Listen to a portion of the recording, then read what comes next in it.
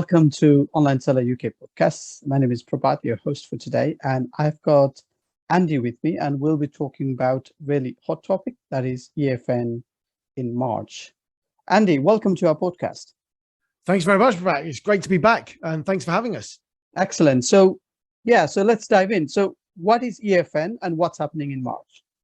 Fantastic. So EFN is the European Fulfillment Network through Amazon. So in a nutshell, really straightforward. You can ship all of your products to one country. And from there, when someone buys it from another country, Amazon will fulfill it to that country. So a great example of this is you could ship everything into Germany. And if someone in France buys it, Germany Marketplace will ship that from Germany FBA into France FBA, into the household that's bought the goods. Excellent. So let's look at from the UK perspective, Yes. and let's just look at the US perspective in some aspect. So, so as you give an example of sending to Germany, so for a UK FBA seller, so they would want obviously to send products to the UK warehouse, and then what happens? Yeah. So before Brexit, sorry, I mentioned the B word. I said I wouldn't mention the B word, but before Brexit, this was a common thing. What would happen is sellers would ship everything into the UK, and then the UK would then you would then fulfill to the rest of Europe through the European Fulfillment Network. So someone buys it in Germany and it goes on. Well, obviously with Brexit happening, that all got suspended. Well, actually got taken away and cancelled. And they sort of said they wouldn't be doing it again, but clearly Amazon have looked at what's happened, and to give you a little figure that I got from one of my Amazon contacts the other day, there's 80% less goods going from the UK into Europe through Amazon's network right now.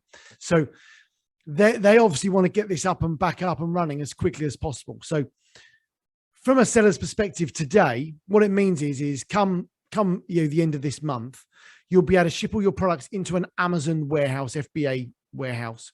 And then when someone buys it in Germany, France, Italy, Spain, what'll happen is Amazon will fulfill that to that country for you.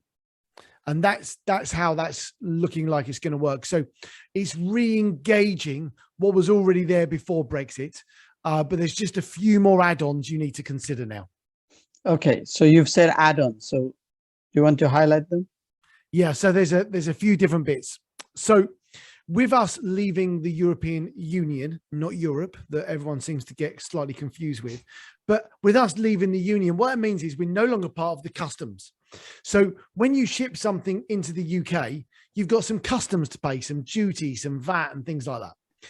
When you ship to Europe, before Brexit, there was no additional duties, no additional customs, no additional VAT. But now, because we're no longer part of the union, what that means is when you ship to Germany, let's say, you'll have to pay tax, VAT, duties, or someone will. So what that means is that when someone buys your product from Germany, let's say you've got a widget that you sell that's £10 and someone from Germany buys it. What'll happen is that person who's bought it in Germany will have to pay the import duty, the import VAT of that product when it arrives, so that the cost of the goods has increased slightly for the buyer. And what it means for the seller is that when you ship it, there'll be an increased cost from a fulfillment point of view, but there's also an added cross-border fulfillment fee added in as well. So two things to consider: additional charges for the seller, but secondly, additional charges for the buyer as well. Okay, so I thought these import duty are now handled by Amazon. Is that correct? Yeah, quite right. So when the buyer in Germany, and we'll use that as the example all the way through, when that buyer, when the person buys that product in Germany, Amazon is going to calculate what the duties and the VAT are on that product and add that to the cost of buying the product. And then Amazon will fulfill it. And therefore Amazon will be responsible for paying the duty and the customs on that product. To the customer, they'll just see £15, £10 for the unit for the price, and then £5 for customs and duties. Okay. Pay that. So yeah, Amazon will be responsible for that. Okay, so it's increasing cost from the buyer's end, not from the seller's end. Yeah, exactly that. So the buyer will get the increased cost of the product or the increased charges to deliver the product, and the seller will get slightly higher fulfillment fees because it's going cross-border. What I haven't done, in all honesty, yet, is I haven't cross-checked the fees that they are now to what they were before. Looking at them, they look broadly slightly higher than they were before. But quite honestly, it was 2 years ago. And given that in that 2 years, fulfillment costs have gone up everywhere anyway, it would be no surprise that the cost has gone up. Yeah, like everything else. Exactly. Okay, cool. So another little bit difficult topic and not many want to talk about is VAT. Yep. So as you mentioned, Amazon has taken that responsibility. So talk us through when a seller in the UK using EFN need to register VAT if needs to be. Yeah. So a seller really, I mean, in the UK, there's the accounting rules of the 85,000 pounds, you need to be VAT. So that piece stands, right? Going to Europe is slightly more difficult. And the reason for that is that if you're fulfilling from the UK and fulfilling out, Amazon is technically then fulfilling that product out to Europe. So in theory, then you won't need to be VAT registered anywhere in Europe because Amazon is fulfilling that for you. Okay. And you've done that. So you don't need to because the buyer has purchased that. Now, there's a whole load of if, buts, who's, where's, and maybes that then fall into this, which never makes it as simple as what it could be. Because there's different things called import one-stop shop. There's called VAT one-stop shop. Then there's VAT in all the other countries. Now, there's pros and cons of all of that.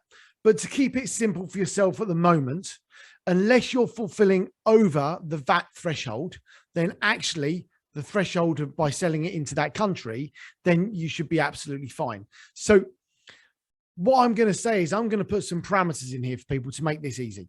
All right.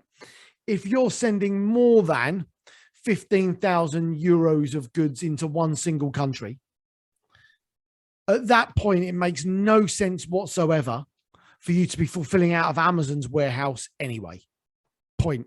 Because the cost of doing it and the increase in one, cross-border fulfillment, secondly, the limited number of buyers actually buying your product means that you've got massive opportunity if you're doing over 15,000 euros. Now, you're not going to get anywhere near that threshold. You're not going to get anywhere near one-stop shop or anything like that. But from a seller's point of view, from a business consultancy, take this as a best guess. That's where you should be, because the cost of shipping, the cost to the buyer is going to be relatively prohibitive.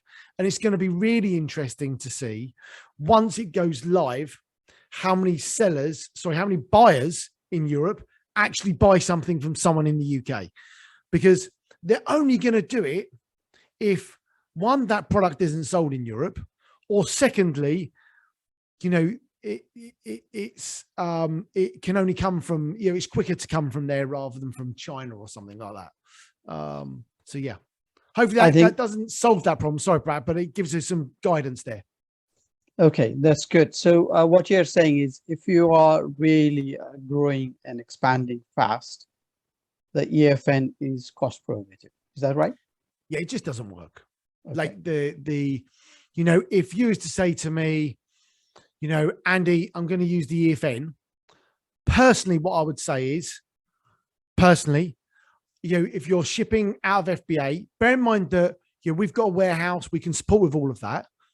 What I would say is really you're better off shipping some products, getting VAT registered in France, Germany, sending the products into France or Germany, being VAT registered there, taking the cost in the business as a cost of running the business for your VAT registration in France, Germany, Netherlands, whatever that looks like, and then fulfill from one of those.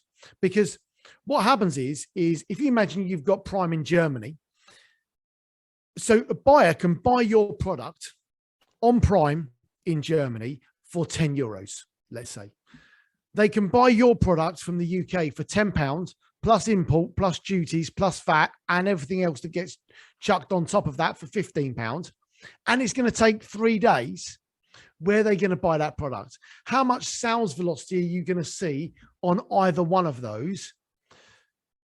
But I also agree that if you're a small business and you want to just, sell the odd product to Germany, then it works because, you're only going to sell the odd product.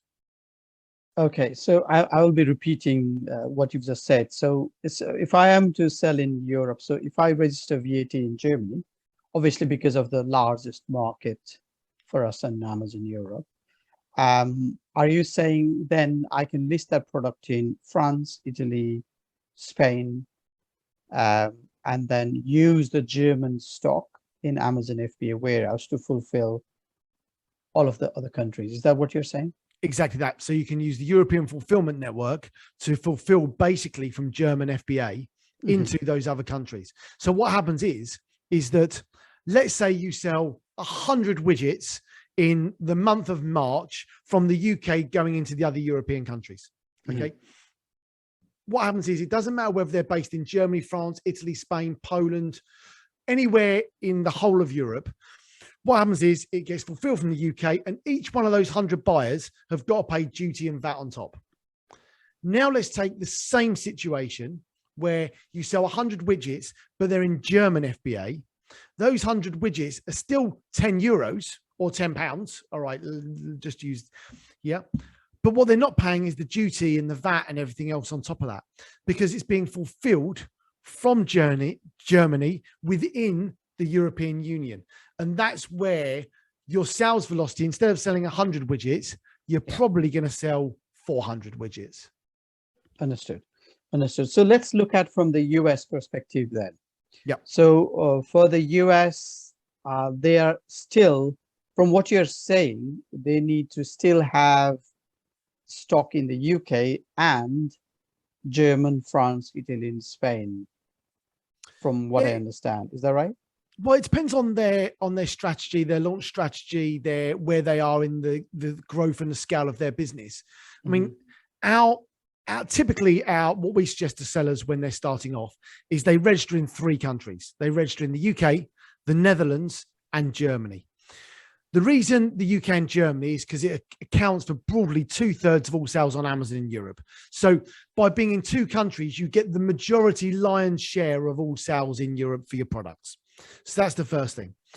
The second thing is why register in the Netherlands? Well, the reason for registering in the Netherlands is that basically shipping goods into Germany is the biggest pain in the backside you're ever going to experience.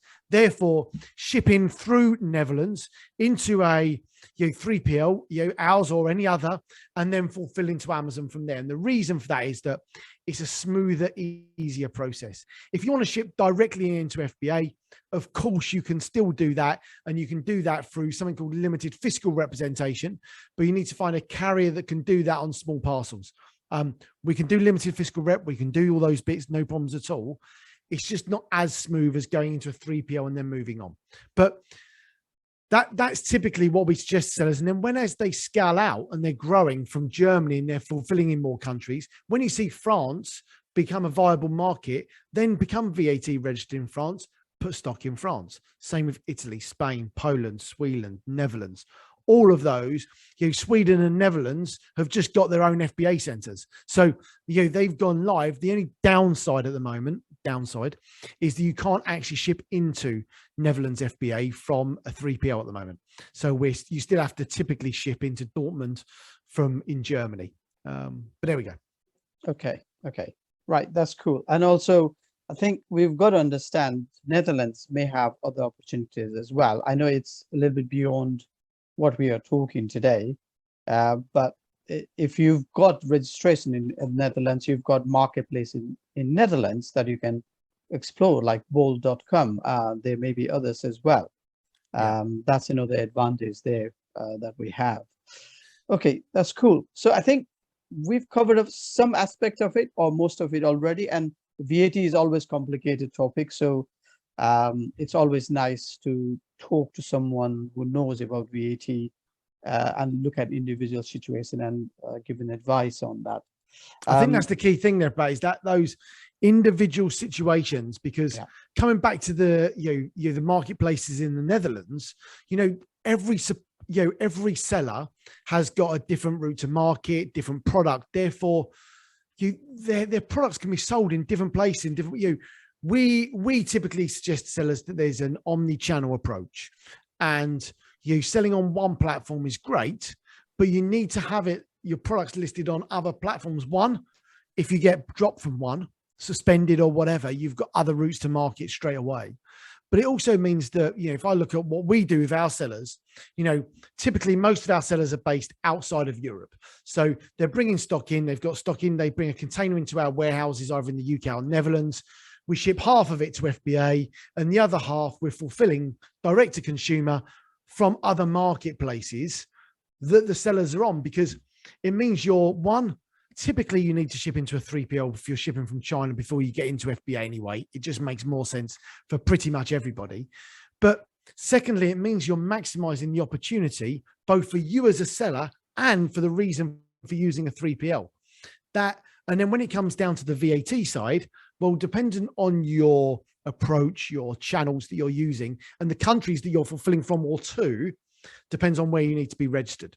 So there really is there's no one size fits all. The best way to look at VAT is where you fulfill from, you need to be VAT registered. And if you're sending a shed load of stock to somewhere, you need to be registered. It's a really easy way of looking at it.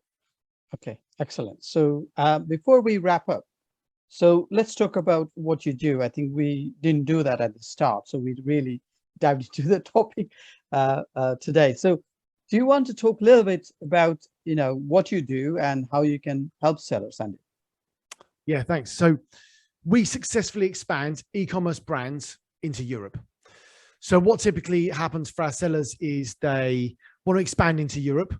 That could be UK to the European Union now, or the European Union back to the UK.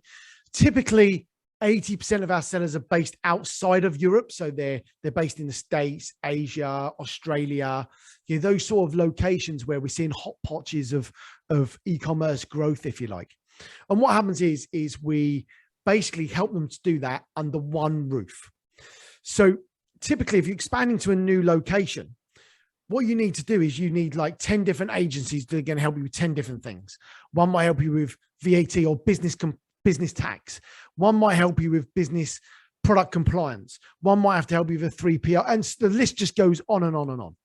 Anyway, over the years, what we've done is be able to cement that all under one roof. So we can basically pick your products up from the factory, China or elsewhere, stick them on a container, bring them into UK or Europe, stick them on a truck, get them into our warehouses, fulfill into Amazon, fulfill direct to consumer. But off the back of that, we've also got your tax compliance sorted. We've got your business compliance, your product compliance, your label compliance.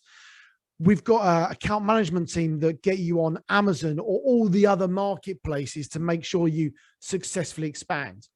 And the reason we've got all of those different services is because I'm an entrepreneur. I like solving problems. And as clients came to me and said, Andy, we got this problem with Europe. We've got this problem with Europe. We've basically solved the problem and built it as a service. So clients make it as easy as possible. And what happens is that clients just want to make it simple, frictionless. And the advantage of having lots of different services is that we are here to successfully expand brands into Europe. So we've got a team of growth managers, and their goal is to get, and bear in mind that I said that our clients are mainly US based, is that their goal is to get clients to 80% of their US sales. So their growth team, now they're successfully expanding sellers. They're not salespeople. They're customer service representatives. They don't have a sales target. Their target, their KPI, is getting sellers to 80% of their US sales. That's their target. And the reason we've got that growth managers is that we've totally focused on successfully expanding brands. And you can only do that if you've got a partner that can support you as a brand, a seller, to make that happen. All right. Yes, Do we need to sell stuff to survive? Of course we do. Like open book, will they recommend services that we've got? Yes. But it's when it's right for you. So for example, translations is a great example, isn't it, Prabhat, right? You know, there's 3 ways of doing translations. You can do it free via Google Translate. There's no problem with that. When you first launch and you haven't sold a single thing, do Google Translate. It's free. You don't want to invest until you see the growth. You then say, okay, we're seeing some sales. Let's do a human translation. Let's get a native tongue human translation. It's a small investment. It's 50 to 60 pounds per listing to get it per country, right? Once you start seeing significant growth, you can then put a full sales and marketing copy keywords for £200 per listing. But you're not going to do that until you do that. We're not going to say we've just launched, spend £200 per listing. You'd laugh at us. So it's about doing it when it's right for you. So we're here to successfully expand brands into Europe. One-stop solution. Excellent. Thanks for explaining that beautifully for us today. So going back to EFN now, is there anything you want to touch base on before we wrap up? I think for an EFN, for sellers that are listening to this, if you're spending small shipments, you want to test the market, then there's no reason why you shouldn't be doing it whatsoever. To be honest, actually, if you're only selling in the UK right now because Brexit screwed you over and you thought it was too difficult to expand to the European Union and you put all the barriers in way saying why it was too difficult. One, you're telling yourself that and it's not, that's a myth. It's not truth. We can help you with that. But secondly, if you're a seller selling just in the UK and you want to start selling in Europe again, just turn it on. It's not going to cost you anything and it will get you a few extra sales. It's a tick box exercise, nice and easy, straightforward. Absolutely. If you're a serious seller that wants to grow their business, then you're going to need to be VAT registered somewhere in Europe and make that happen.